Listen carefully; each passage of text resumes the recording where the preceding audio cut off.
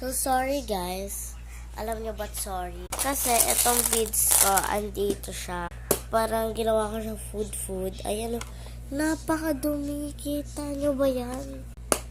Binalawan ko yung beads ko. Then, parang sobrang tagal ko na siyang liyaro. Saan dumi niya. Ayan, wala na. So, papalitan ko yung water nito. Ang babanlawan ko to ulit pag sobrang tagal ko na siyang nilalaro. And may ganito pa ako. Kinoloran ko siya. Kung gusto mo B, ayan. Parang ABC lang siya.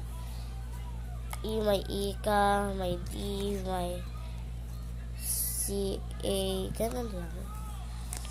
Sana may tinta na ulit yung pencil pen. So, yun lang. Bye-bye. Update ko kayo. Pag madumi na siya ulit, promise, i-update ko na kayo.